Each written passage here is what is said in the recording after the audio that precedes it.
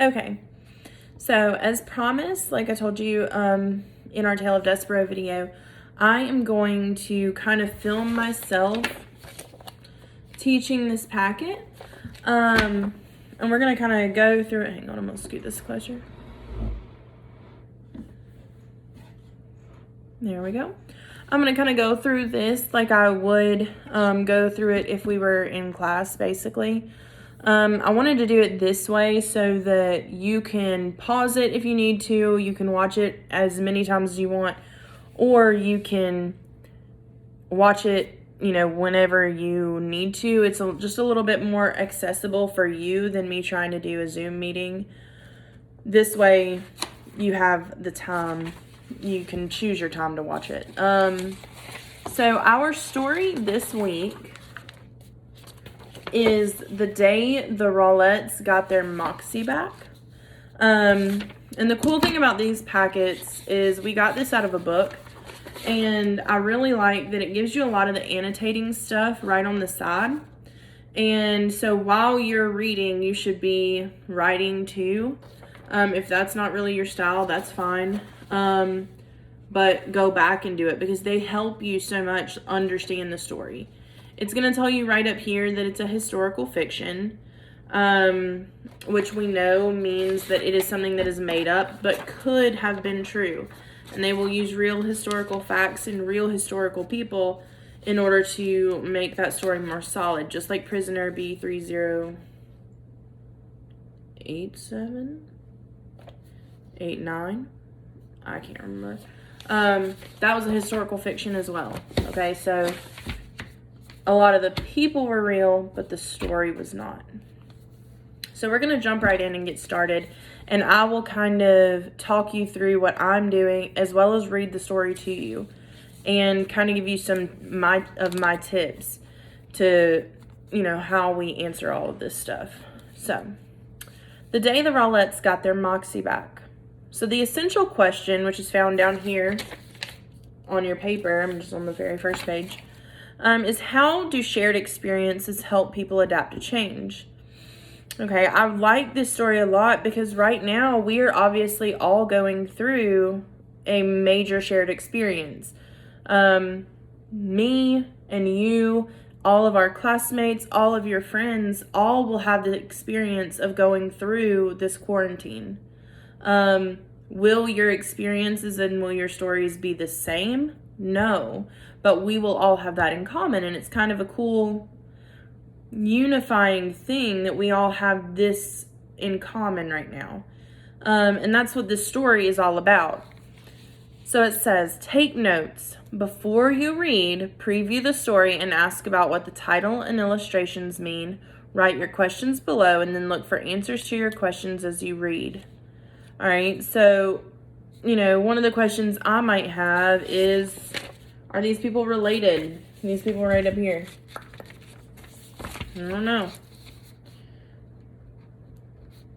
So are the people in the picture related? Maybe they are. I would guess by the title they are. I haven't read through this yet.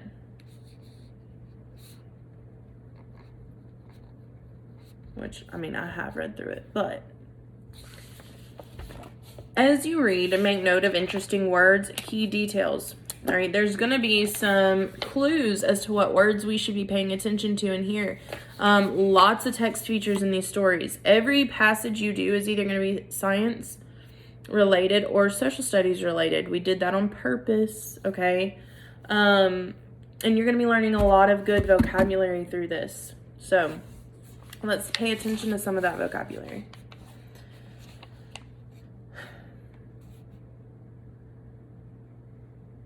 Okay. So what I was just doing, I like to read this first before I get jumping in reading the story, just in case there's something that I should be looking out for while I read. You don't have to do that. You can read this after you read, but to me, as a reader, it benefits me to read this before I read the actual story part because it helps keep me focused. So, it says, sometimes the thing that gets you through hard times Comes like a bolt from the blue. That's what my older brother's letter was like, traveling across the country from a work camp in Wyoming. It was 1937, and Ricky was helping to build facilities for a new state park as part of President Roosevelt's employment program. Though the program created jobs for young men like Ricky, it hadn't helped our dad find work yet. All right, so we know as readers, and because we read Prisoner, that this is pre-World War II. This is pre-America's involvement in World War II. So this already know, and I'm going to make a little note on here. We know it is before World War II. We know that we find out in the very first paragraph that father's out of work.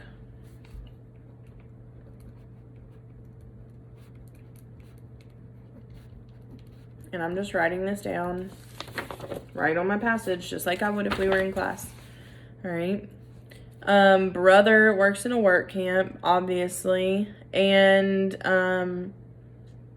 they're in America. So our setting, we don't know a specific setting yet, but we do know they are in the USA. So some of my little notes here. Guys, when I do this, you do not have to sit here and struggle to write exactly what I'm writing. I'm just talking you through it. Okay, you do not have to really hurry to get this stuff down. I'm just making some observations about this. And remember, that's why I'm doing this video. You can listen to it as many times as you need to. I imagined Ricky looking up at a snow-capped mountain and sparkling sky, breathing in the smell of evergreens as his work crew turned trees into lumber and lumber into buildings. It almost made an 11-year-old weakling like me want to become a lumberjack. All right, first thing I notice, weakling is highlighted, right? So that tells us what? That it's probably going to be a word that we need to pay attention to. All right, more than likely, it's going to be a word that we can find the definition to later on. So I'm going to make a little note of that. I wrote weakling down at the bottom of the page. And I'm going to make a little guess about what that means. What do you think that means? He's probably weak, right? All right. He's a weak kid. Or at least in his mind, he thinks he is. So see, there you go.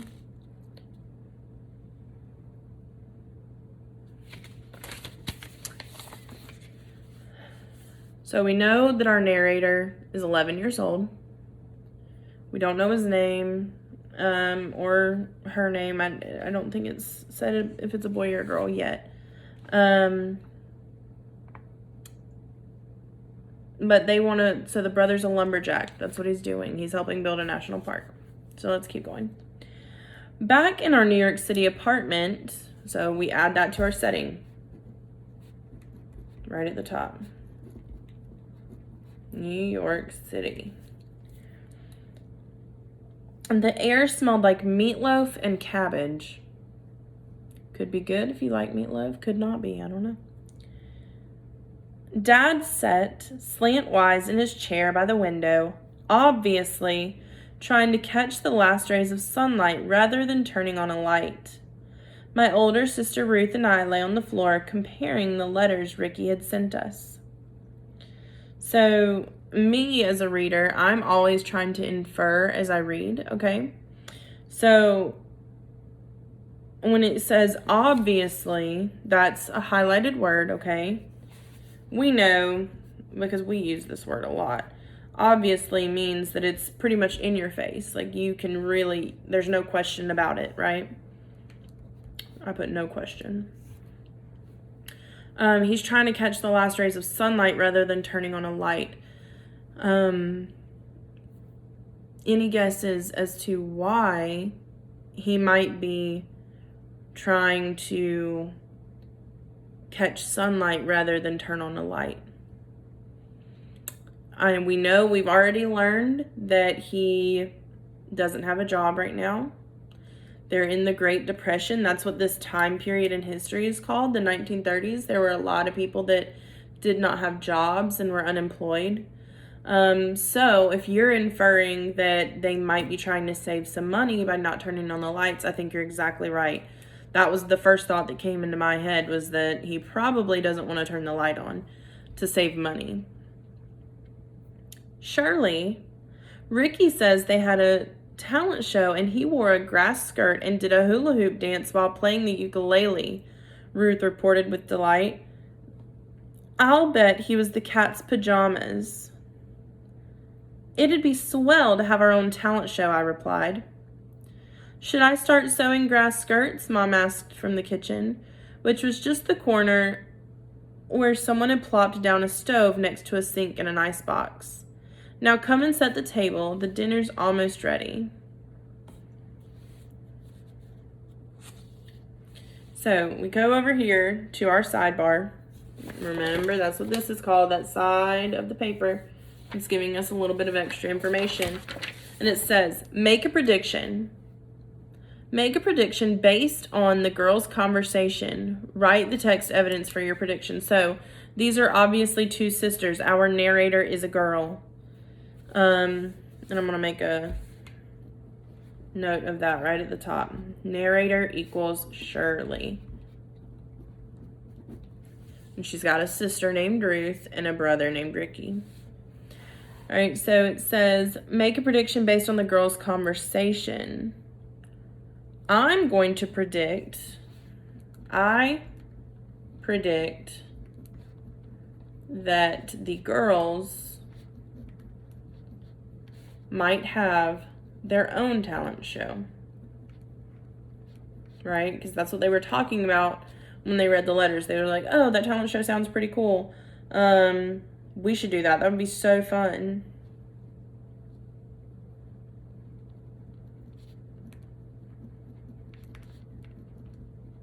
So that's what I wrote right there. I predict that the girls might have their own talent show. And then it says dialect. What does the word swell mean? Circle the context clues in the previous paragraph. Write its meaning here. So it says, it would be swell to have our own talent show.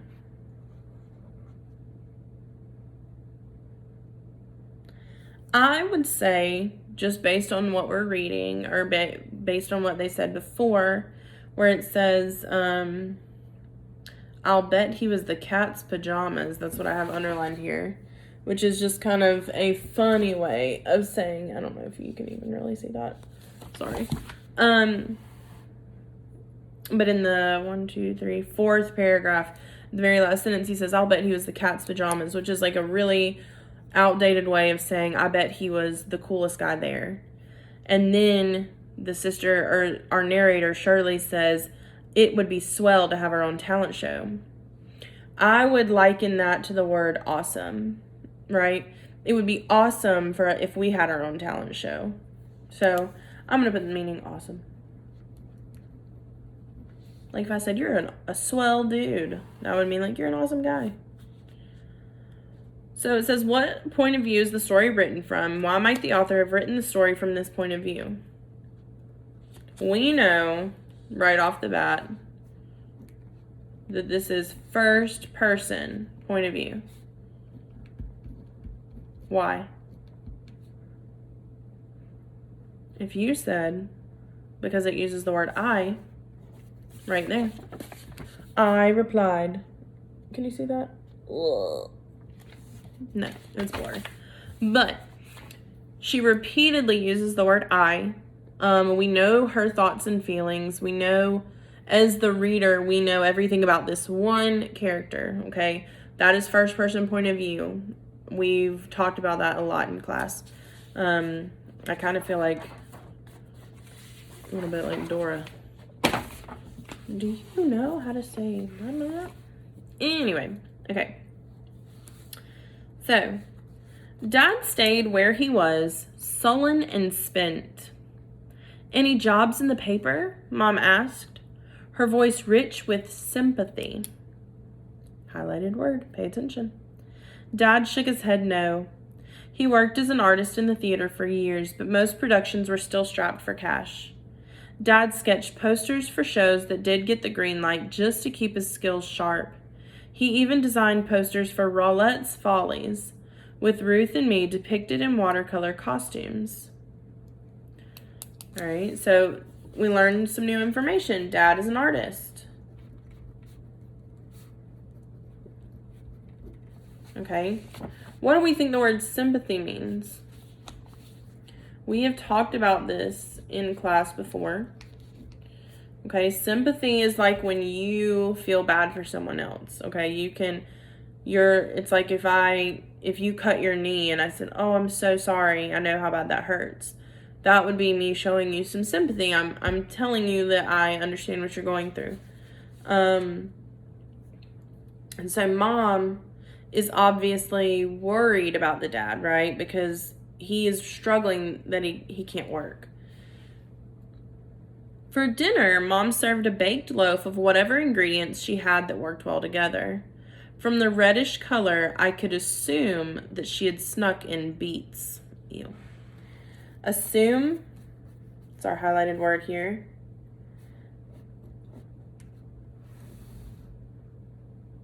Assume kind of means you figure it out without being told. A lot of these vocabulary words are words that we've actually used a lot.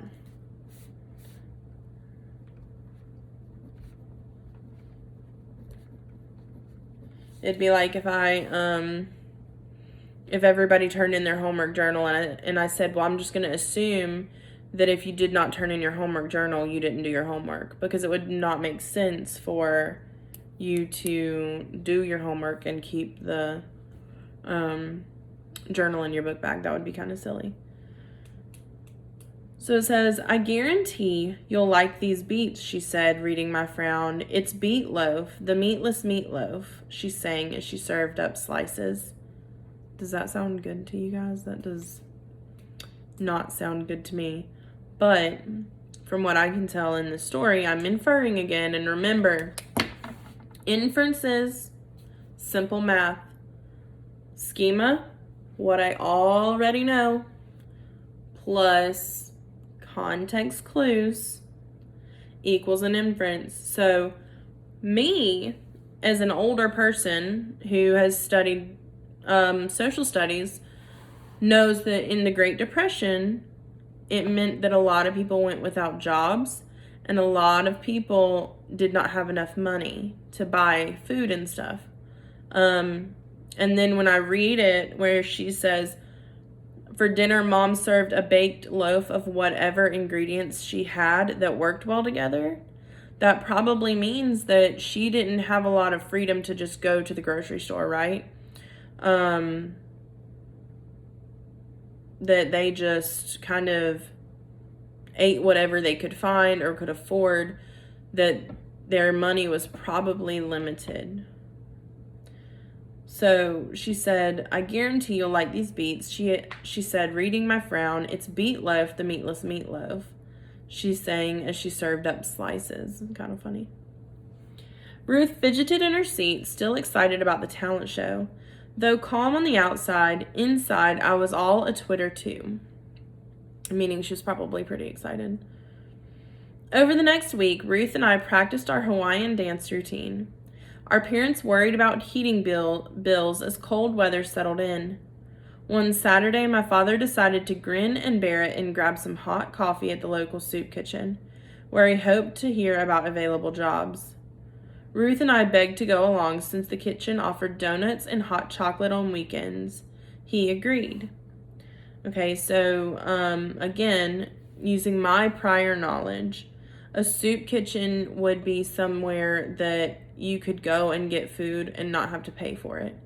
So when he says he would grin and bear it and went to the soup kitchen, it probably meant that he may have been a little bit not really wanting to get free help. You know, some people have a hard time accepting help if they, you know, they're kind of prideful. And that's okay. He wanted to do it himself. And so in the story, what I'm inferring is that he probably finally decided, like, you know what, me sitting at home and looking in the paper isn't working as well as I hope it would, I'm going to go and meet up with other people in the same situation as me, even if that means that I'm kind of getting a free handout. There's nothing wrong with it. And so he took that help that is being offered, basically. And then he took the kids with him. So, looking at our sidebar here, it says, compare and contrast. Compare and contrast the characters' attitudes at the dinner table. Circle the words and phrases you used as clues as what their attitude was. So, obviously, Mom seems a little worried. We already talked about that. Dad, he was a little bit more, I won't say angry, but sullen and spent means that he was a little bit more kind of down in the dumps, I would say.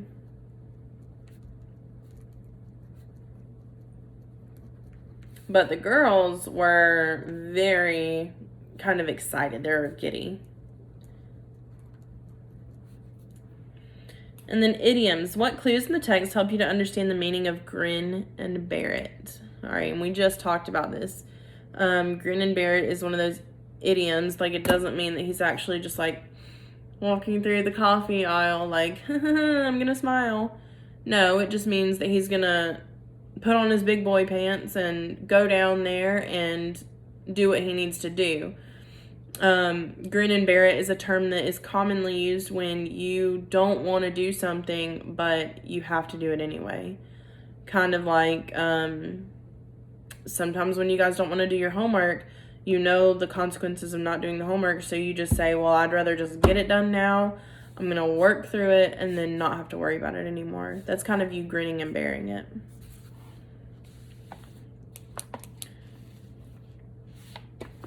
All right. Most everyone in line was bundled up against the cold. Many of us had to rely on 2 or 3 threadbare layers. Like many other men, Dad bowed his head as if in shame. So when they say threadbare layers, that just means that their clothes were very well worn. Again, they're trying to paint the picture for us that this family probably is struggling financially right now. They don't have a lot of money. The line moved slowly, bored. Ruth began practicing her dance steps, and I sang in an upbeat tune to give her some music. Around us, downturned hats lifted to reveal frowns becoming smiles. Soon folks began clapping along, egged on by the supportive response. Ruth twirled and swayed like there was no tomorrow. Those girls sure have moxie, someone shouted. They've got heart all right, offered another. Why, they ought to be in the pictures, which is what they called the movies back then. With performances like that, I'd nominate them for an Academy Award, a woman called out. Those are my girls, Dad declared, as he held his head high. Everyone burst into applause. For those short moments, the past didn't matter and the future blossomed ahead of us like a beautiful flower. I couldn't wait to write Ricky and tell him the news. All right, so that's the end of our story. And so what happens here, we kind of have a big turn of events, right? They go to the soup kitchen, which is a place where people who are kind of down on their luck go to get some support, which is totally awesome that, you know, they can go do that. But the dad was not very excited about it, right? He was feeling a little bit ashamed, a little bit embarrassed that he needed this help. Which I know personally that I know what that feels like. And I think all of us can kind of understand what the dad is feeling, because I don't know about you, but there's been times where I might need help in class or I might need help at school. But if I feel like it's something that everybody else is doing really well or everybody else is getting really easily, I kind of get embarrassed to ask for help because I think, well, nobody else needed help on this, so why do I need help? What's wrong with me, right? But I learned a long time ago that if I grin and bear it and I ask for the help, I get benefited later on. Like I get helped a lot, right? And it doesn't do very good for me to not ask for help. So they go down there and they're a little bit sad. Well, the dad is. He's a little bit ashamed going to the soup kitchen. But then they turn a kind of a dreary situation into something awesome, right? The girls start dancing. They start doing their hula dance, and it starts to cheer people up. All of these people who are in their same situation that are kind of, upset about what is going on in their lives right then get a smile put on their face because of this simple act of just dancing and having a good time. And in turn, that makes the dad really proud. He holds his head high, which is another way of saying he kind of picked himself up. He was proud of himself again, right? So, in our sidebar, it says, compare and contrast. Underline the words that show how the people's mood changes. So, at first, we see it says dad's head bowed as if he's in shame. And then it says everyone in line was bundled up. Many of us had to rely on threadbare layers. Like many other men, Dad bowed his head as if in shame. But then, around us, downturned hats lifted to reveal frowns becoming smiles. Folks began clapping. And then it also says that Dad declared and held his head high. Everyone burst into applause. For those short moments, the past didn't matter, and the future blossomed ahead of us like a beautiful flower. I couldn't wait to write Ricky and tell him the news. So all of those are kind of examples of where we see the people going from really upset, kind of ashamed, to super happy about this little performance that they were getting to witness, right? And everybody kind of felt their spirits lift a lot. So it says, find the text evidence, compare and contrast, underline the words that show how the people's mood changes. We already did that. Confirm predictions. How accurate was your prediction? Well, if you remember at the beginning of the video, I predicted that the girls would have their own talent show. And I would say in a way they kind of did, right? They had a talent show for all the people at the soup kitchen. So it wasn't really called that. It wasn't they didn't put up signs and stuff, but they did get to perform in front of people. So I would say that my prediction was kind of correct. I just wrote my prediction came true. I'm going to count it as a win.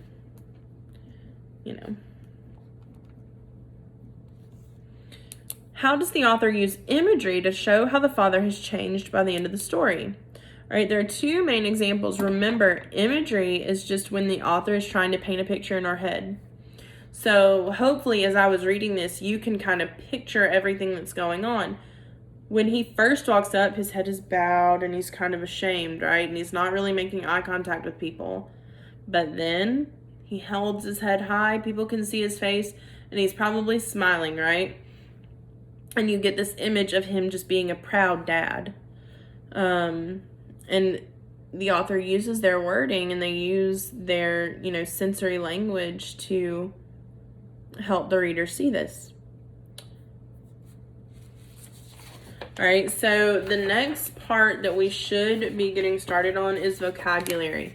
I am going to film a separate video going over the vocabulary and the graphic organizer tomorrow. That way you can kind of get some time to work through it, and then using this video hopefully, and then you can go through and answer it with me tomorrow. All right, so I hope you guys are doing well. I know this packet right here, okay? Something I want you to remember. I am not expecting you to be perfect on this stuff. I am not expecting you to have the same results that you would have if you were sitting in my classroom. That's unrealistic. It is okay for you to try your best on this, even if that means that you don't get some of the stuff right. That's okay, just like it is in our class. What it is not okay to do is to get frustrated and feel like, you know, you are overwhelmed by this packet right here. If that happens, if you are getting frustrated and you are getting overwhelmed and you don't understand something, please, please, please call or text me, FaceTime me, remind message me, email me, whatever you need to do, and I will be there for you and I will help you understand this stuff. Okay? Even if it is math, social studies, science, whatever you need, I will help you with it. My number and all that stuff is in our remind, so you know how to find it. But I just want you guys to know how much I miss you. I wish I was sitting in our classroom teaching this stuff to you so bad, so badly. But right now, we just need to stay safe and stay healthy and know that we will be together again soon. I'm praying for it every day. So I love you guys. I miss you guys. And please comment on here and tell me if this helped you. And I will put up the second part of this video tomorrow. All right. Bye.